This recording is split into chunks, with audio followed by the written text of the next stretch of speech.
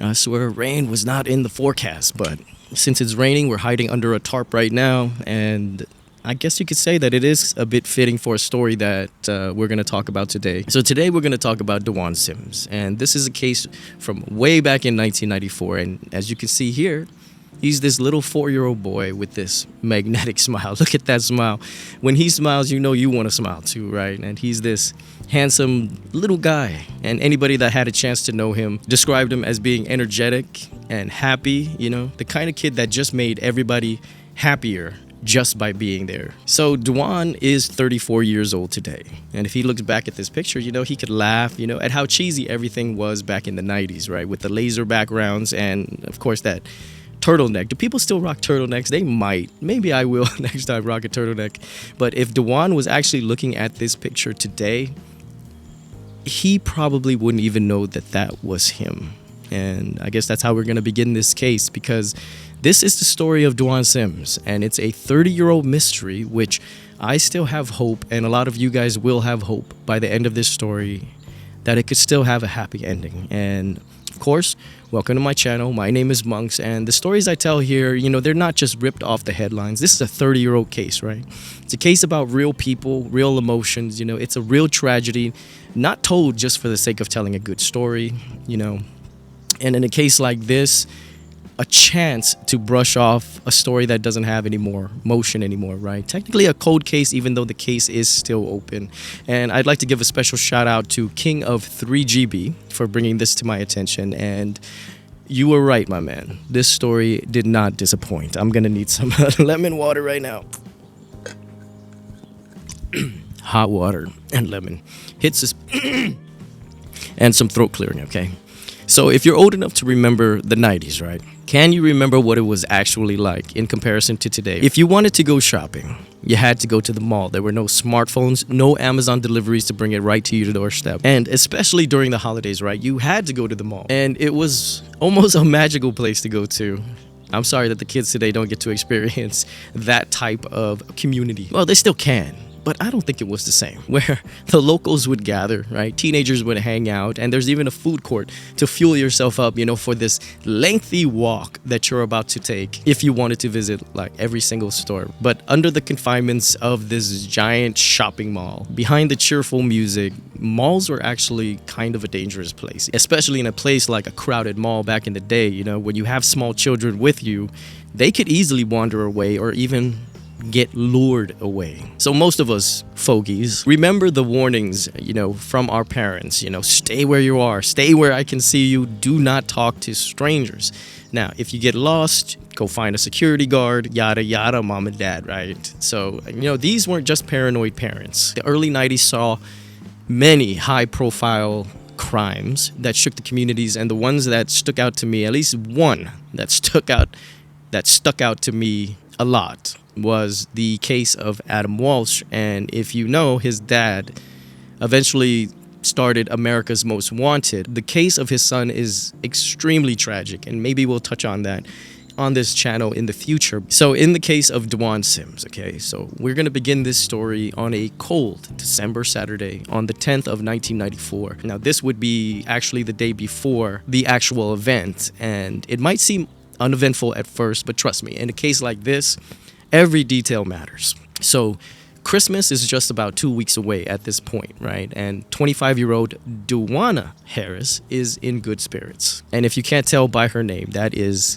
Dewan's mom. So like I said before, Dewana is in good spirits, and she's living in this tiny apartment in Westland, Michigan, with her boyfriend at the time. His name was Victor Jackson. Now, Dewana and Victor had plans for the night out, so she made sure that she spent this Saturday completing errands, right? Completing what she needed to do so that she'll have more free time at night. And there's 4-year-old little Dewan. You know, he's going to tag along with mommy today.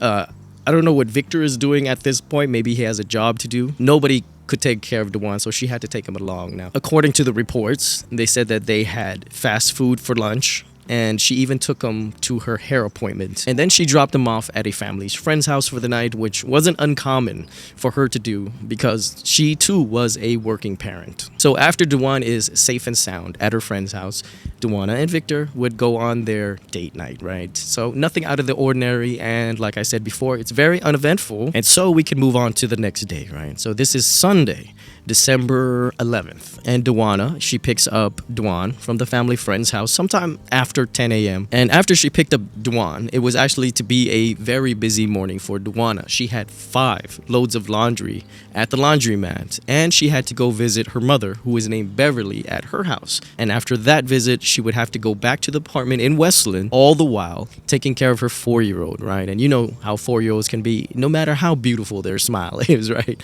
So when they got home, Duana says she found Victor sleeping. You know, she wanted to ask him to watch Duan, you know, so that she could go out and do that Christmas shopping.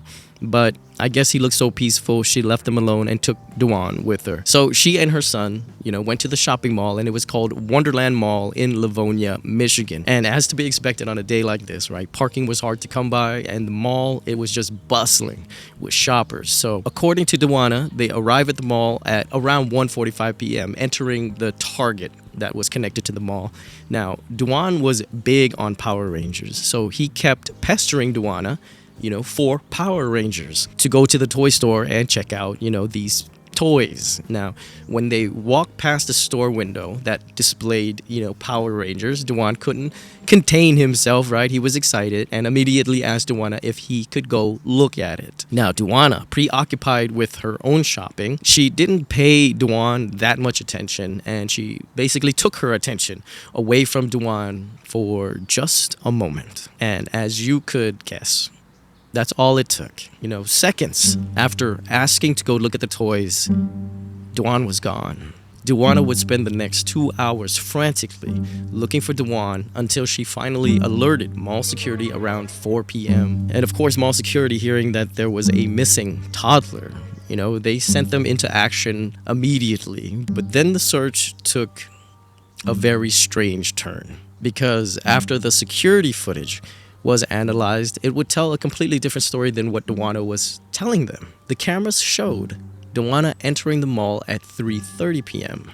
and she didn't do any shopping. She didn't even do any window shopping. She simply made a beeline to security to report her toddler missing, and there was no 2-hour search from what they could see. No stopping at toy stores, and most importantly, guys, there was no little boy with her at all.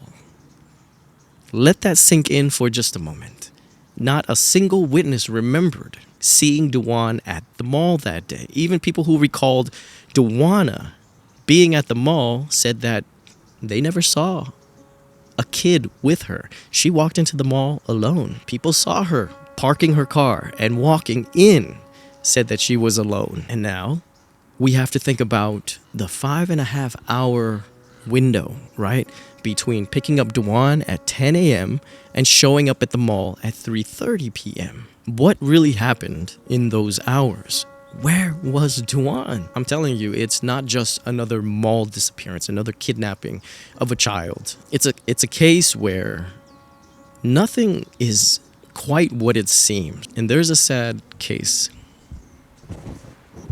Now, I think they're going to be doing some construction work here, so I'm going to have to postpone this right now. Do you need to make a lot of sound?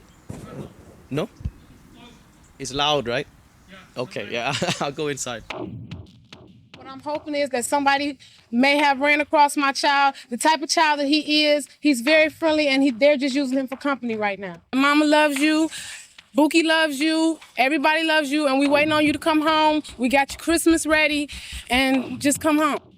When I first saw that clip of Duana giving her pleas, you know, to bring back her son, I mean, you guys sensed it too, right? There's nothing in her demeanor that screams a mother that has just lost her child. It's just devoid of emotions, you know, that should be there. And there's no tears, there's no panic. And this literally gave me the chills as I was watching this press conference. And then I started to hearken back to what this reminded me of. If she can watch this, what would you like to tell your wife and your kids? Shanann, Bella, Celeste, if you're out there, just just come back. Like, if somebody has her, just please bring her back. I need to see everybody. I need to see everybody again. This house is not complete without anybody here. Please bring her back. Yeah, that's it. I can take that mic off of you. It reminded me of Chris Watts pleading for his family to come home devoid of any real human emotions as well, right? So let's talk about Livonia, Michigan in 1994. I mean, you got to picture a typical Midwestern suburb just outside of Detroit. You know, it's the kind of place that leaves their door unlocked. We've all heard that before, right? Where the neighbors, they all know each other's names, where serious crimes are rare enough that when it does happen, people tend to say, you know, these things don't happen in a place like ours. So the Wonderland Mall, right, was the crown jewel of Livonia's retail scene. And during the holiday seasons, it was transformed into this winter wonderland, complete with elaborate decorations, Santa's workshops, and of course the constant hum of Christmas music on loop. Now, for the local kids, it was magical. For parents, it was a convenience, so to speak, right? A one-stop shop for all their holiday needs. But on Sunday, December 11th of 1994, this suburban shopping center began to feel a bit less magical, as it would become the focal point of one of Michigan's most perplexing missing persons cases. So with Dewanna's accounts, right, not matching the security cameras or even that of eyewitnesses, basically the detectives hit the ground with a screeching halt, right? Because their investigation began with what appeared to be a blatant lie from a mother, nonetheless, you know, and at this point, she's already an unreliable narrator, right? But they're not going to call her out on it just yet, right? They want to hear what else she has, you know, to feed them with. And then, you know, afterwards, they can fill her in on all the inconsistencies that they found in her stories, right? Poking holes. So Dewanna begins with Dewan's sleepover. She was a working mom, so she had this support system to help take care of Dewan when she was busy, right? Nothing unusual about that. Now, what is unusual is that the public has never known who these people were, the people that were to take care of Dewan that night, right? They've never been revealed, which makes us wonder, were they ever even found or interviewed? Did they corroborate Dewanna's timeline? I mean, hell, did they even exist? And so now we come to the Sunday of December 11th. And according to Dewanna's initial statement to the police, she picked up Dewan from the family friend's house at sometime after 10 a.m. And this is where our timeline starts to get a little bit complicated, right?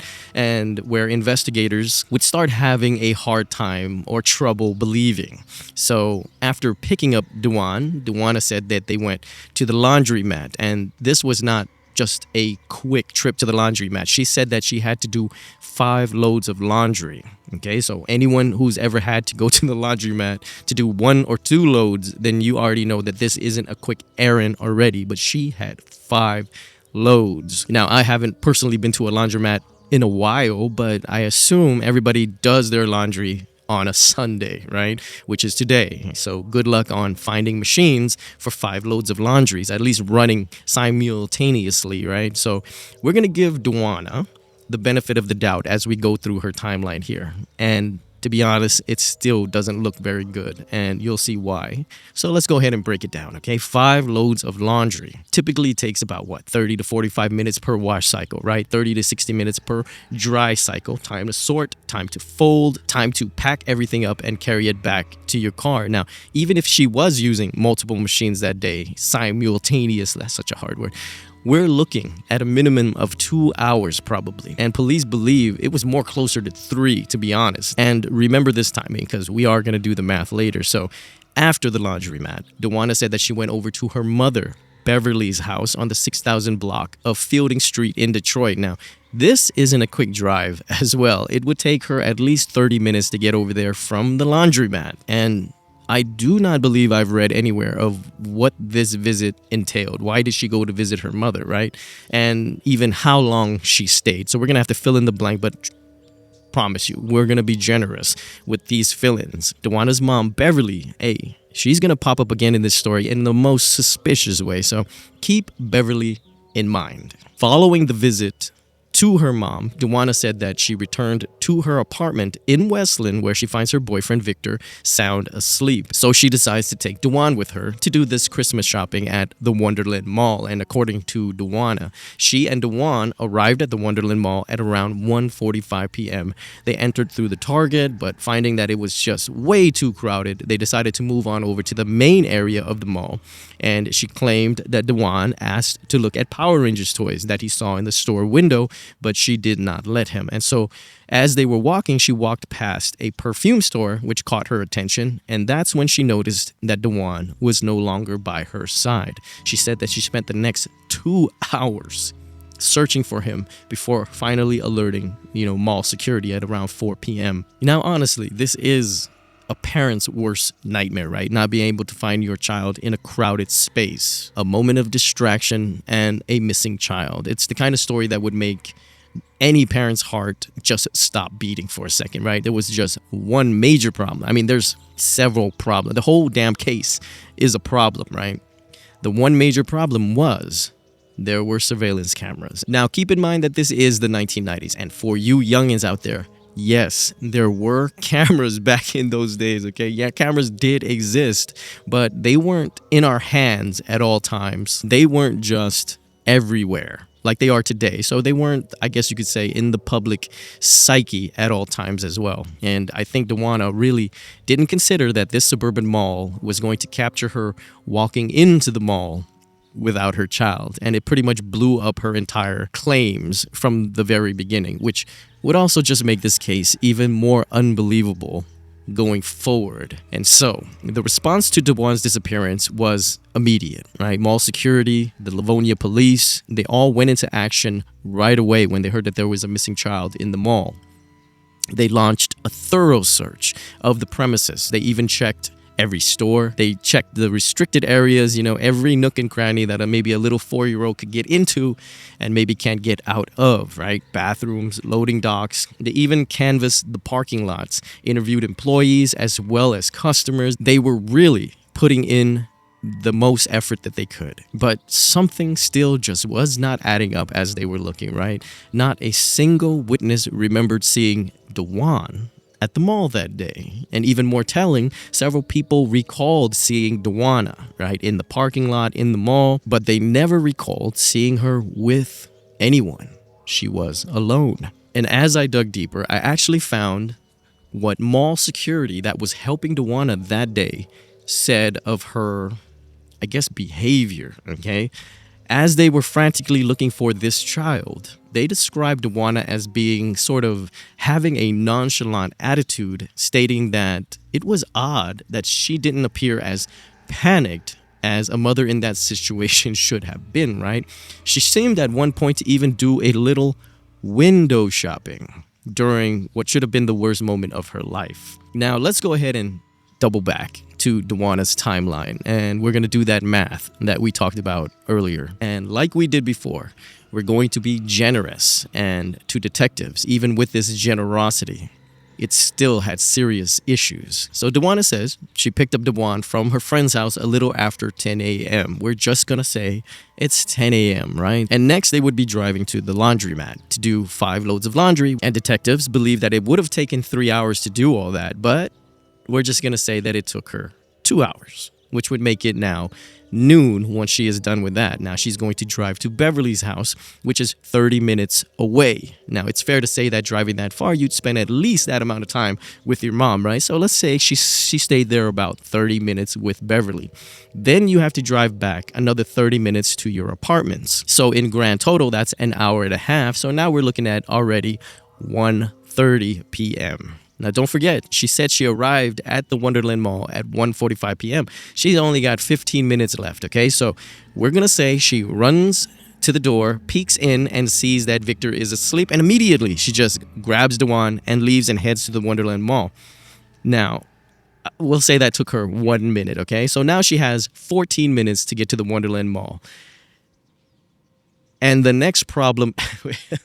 I got distracted. And the next issue is that it's going to take her another 20 minutes to get to the Wonderland Mall. So let's now say that she's doing 100 miles per hour with a toddler in the back so that she could get to the Wonderland Mall with 1 minute to spare. And also, this is the busiest shopping season of the entire year, right? 2 weeks away from Christmas. So let's just say that God shone a light down on a parking spot right in front of the mall entrance and said, Tawana, here you go. She parks there, runs inside, gets to the mall at 1:45 p.m. on the dot. Now, I know I sound a little bit facetious when I say this, but that should show how much I believe that this story is even possible. So in my opinion, there is no doubt in my mind that Duana is lying, and she knows exactly what happened to her baby. And if you're in my camp at this point in believing that, we must now wonder where Dewan is during those hours, between pickup and the mall report. Now, as Dewan's picture is plastered across people's nightly news, it really struck a chord with the community. Now, Dewana could be seen here taking the news crew around, the path that she had taken before her son went missing. Now, as the investigation deepened, Dewana agreed to take a polygraph test, and she failed. Now, that's nothing new, because people under that type of duress, they fail everything, right? So she decides in calmer times to take a second one, and she fails that again. Now, it's important to note, as always, that polygraph tests aren't admissible in court, and there isn't any valid reason to even take one in the first place, because why someone might fail them, which is usually stress, and who the fuck isn't stressed when taking a damn test? Now, Dewana, of course, attributes, her failures to the emotional trauma of losing her son, and that's legit. Meanwhile, this doesn't mean anything, but Dewan's biological father, he too would take the polygraph test, and he would pass it, and was never really considered a person of interest, considering his location and alibis in the first place. And if you figured that things couldn't get more suspicious, well, about 5 days later, Dewan's disappearance had another startling detail emerge. Time to run from the sun again. I am precariously near this succulent with very sharpness. So, Beverly Harris, right? She's Dewan's grandmother. Remember, I told you to keep her in mind because she's popping up again right now. She was discovered to have recently taken out an insurance policy on Dewan. And this timing of this policy really had detectives raising an eyebrow. It really raised immediate red flags for the investigators because it was taken out just 2 weeks before he vanished. And Beverly's explanation was just as puzzling. She claimed that she couldn't even remember when she took the policy out. Remember, it's only 2 weeks ago. She said it could have been early December, or it possibly could have been late November, maybe. And we could all relate to forgetting things, right? Even as we get older. Now, Dewana, she's 25 years old, when this is all happening. So we're going to give Beverly maybe 45, maybe 20 years. Okay, maybe 50, okay? You're still pretty lucid, I could say. But taking out a life insurance policy on your grandchild isn't an everyday normal act. I think we all could agree on that. I think doing something like that, we'd have a better chance of actually remembering when we did it. But Beverly was adamant she just doesn't recall. And also, she was also adamant that Dewana knew nothing about this insurance policy, while also telling detectives that, in her own words, that it was no big deal, you don't have to look any further. There's nothing to see here kind of thing, right? And also, if I may add, right, to take out a life insurance policy on a minor, you need their social security number. Yes, you can get that very easily, but I assume you'd also need the guardian's permission. Or I would think anyone could take out an insurance policy on any child. So how did Beverly get this policy without Dewana's knowledge, right? Also, why take out a healthy policy on a 4-year-old bubbly child anyways, right? Now, this is just my opinion. Some people may believe in it. I respect it. I just believe, why introduce this bad juju to a child just beginning his life. So as the days turned into weeks, the investigation grew, of course. It got up to 40 investigators from multiple agencies, and they would join the effort. You had the Livonia Police Department, you had the Detroit Police Department, the Michigan State Police, and even the FBI stuck their noses in here to lend a helping hand. And this search would expand well beyond the mall at this point. They searched the apartment complex where the couple lived at, checked nearby wooded areas. They even checked the water sources around there, which sounds horrifying to say the least. And they would also canvass the neighborhoods while distributing flyers with a $5,000 reward. And hundreds of tips, of course, poured in trying to get this reward, but each one led to another dead end. So now we're going to hop 2 years to 1996 after Dewan's disappearance. So now Dewana and Victor, the sleepy boyfriend, have now gotten married. And then suddenly she was arrested for domestic assault on Victor. So during an argument, Dewana goes to the kitchen and grabs not one, but two knives and attacks Victor with it. Now, he would survive, and I presume he was the one that called the police on her. So what had happened was Victor was going to take out his daughter, who he had with a prior relationship, and he was going to take her out shopping, to buy her some gifts. And at this time, Dewana and Victor, they themselves had just had a 5-month-old daughter. And for some reason, Dewana was insistent that Victor take the 5-month-old with him to go shopping with his daughter. But Victor did not want to. Maybe he just wanted to spend some quality time with his daughter. Well, Dewana felt some type of way about this, right? And tried to kill him with 2 knives. I mean, why else would you grab 2 knives? Now, correct me if I'm wrong, but for the level of dysfunction, to happen this way, this isn't their first rodeo, right? I mean, this shit's been building over the years. What should have been at least a discussion, at worst, a shouting argument. How did this become a knife fight? I mean, to me, that is extremely telling about Dewana's personality. It shows that she really did have a volatile nature. I don't mean to judge her on one incident, but I can't imagine, considering the level of this incident, this being the first. So this incident would actually go to court, and Dewana would be sentenced to 90 days in jail for this. The judge that was presiding, her name was Gail McKnight, and she made a note to mention that this situation had nothing to do with the disappearance of her son, the disappearance of Dewan, because that would be like comparing apples to oranges. Now, I'm not going to act like I'm smarter than a judge, right? But the last time I checked, they're both fruits. And what I'm trying to say with that is Dewana showing that she can be volatile, she can be erratic, and Dewan being missing might be related. But regardless of anything we've talked about, the case of Dewan, it's going to go cold, and it's going to stay cold for the next 25 years.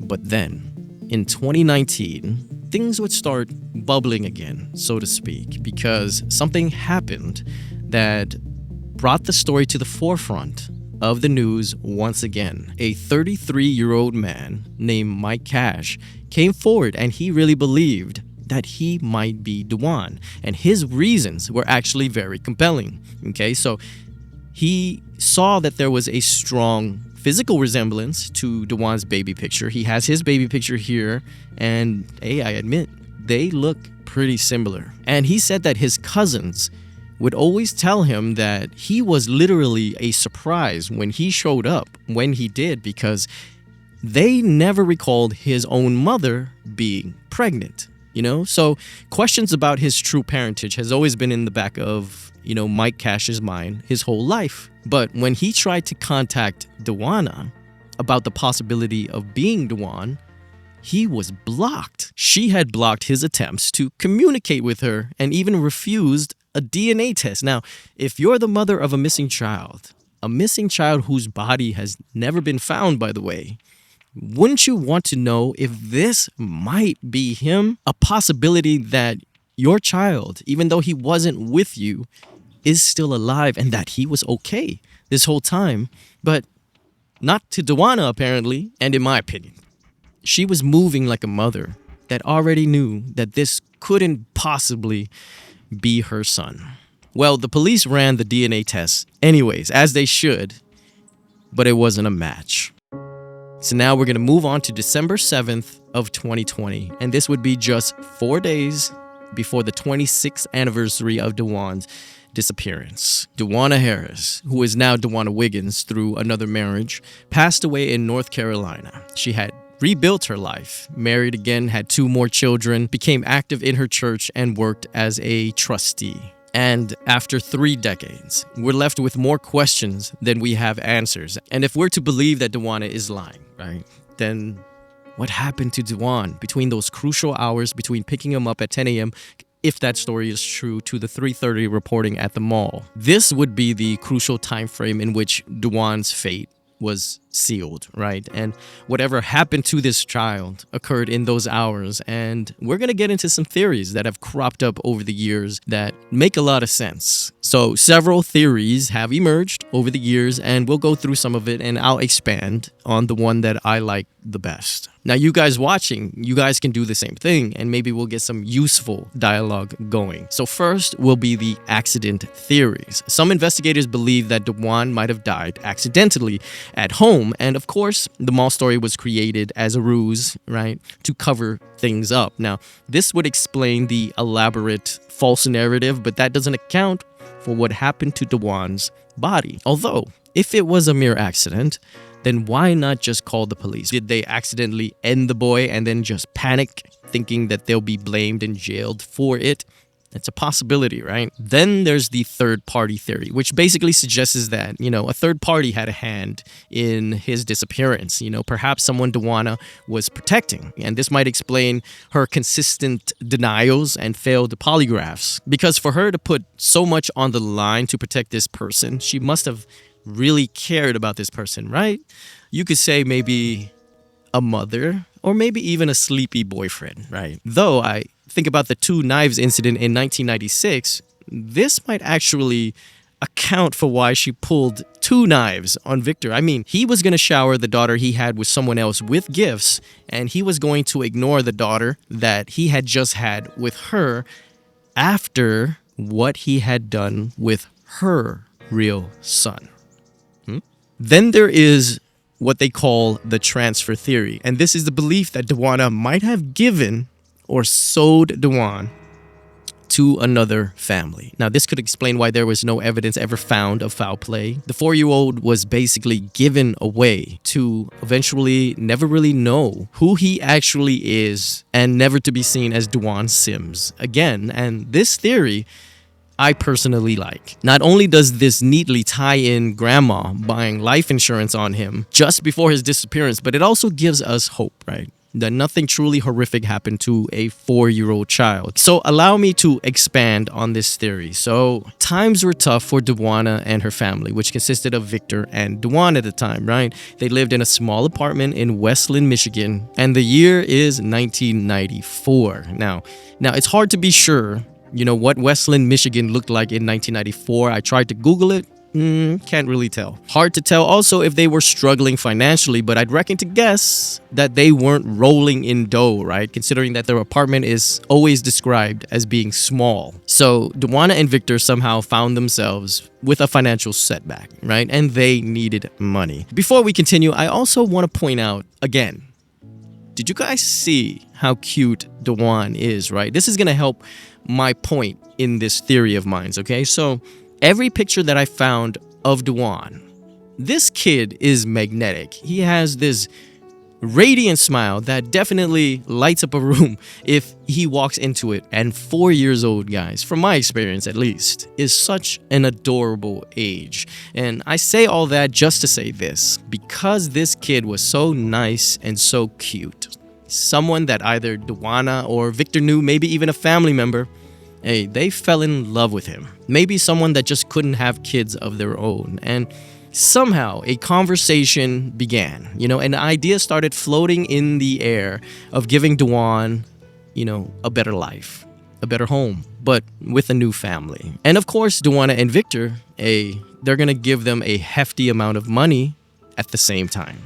And as time passed, Duana's financial situation, it just wouldn't improve. It probably even got worse. So she confided in her mother, Beverly, which gave her, I would think, the final selling point into giving Duan away. The simple fact that Beverly could buy life insurance on Duan through her company. And if he just so happens to go missing, they could collect on that money as well. And so when the life insurance was set in place, the only thing left to do was giving Duan away to the new family, right? The plan was simple, but it wasn't well thought out. So subsequently, Duan would have his last slumber party with that family friend of theirs. So at 10 a.m. that morning, Duana, with a heavy heart, picked up Duan, and he'd be excited. He'd give her that award-winning smile, give his mother a hug, give her kisses, whatnot. And I can't imagine any mother not having their heart break just a little, knowing what Duana knew that she was going to do with Duan. And the confusion Duan must have felt when his mother gave him to this new family. But guys, he's just 4 years old, right? The confusion, it melts away with every new kiss, every new giggle, and soon even the memory of his real mom, Duana, that's gonna fade as well. He would then only know his new mom and dad as his real mom and dad, his new family. Now, this is the theory that I accept, because I don't want to accept Duana's less than distraught demeanor when she lost her son. She put on a show that day, yes, for the police and the media, but her mind was rest assured that her baby was in good hands. And some of you guys might be thinking that I'm being gullible when I say that I can't accept that a 4-year-old had been, say, beaten to the point of no return. And guys, I do true crime. Trust me. I've done enough of these kinds of stories to know that there are levels of evil out there that will never comprehend or even want to comprehend, right? I also can't accept, though, that it was an accident and that the couple just didn't report. A body was never found and no clues that led to anything. All we know is that Duana lied that day to police, and now she has possibly taken that truth to the grave with her. So if Duan is still out there somewhere, right, and he just has no idea that this story is about him, then I feel good that we're doing this story right now. We're doing our part today, right? This video might not get many views, but it just has to get the one right viewer. And things can connect. One man that may have questioned his upbringing for the longest time.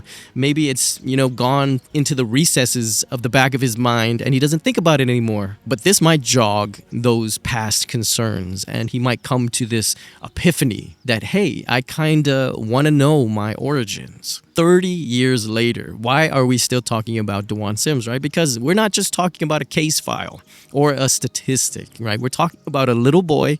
He loved Power Rangers, who had his whole life ahead of him. A child who, like so many other missing children out there, they deserve justice, even if it comes decades late, because somewhere between a life insurance policy, a 10 a.m. pickup, a mall report, a boy disappeared. And somebody somewhere, they know what happened to him. And because we all know the story of Duan Sims now, hey, let's not forget to protect the ones we love. And love the ones that protect us.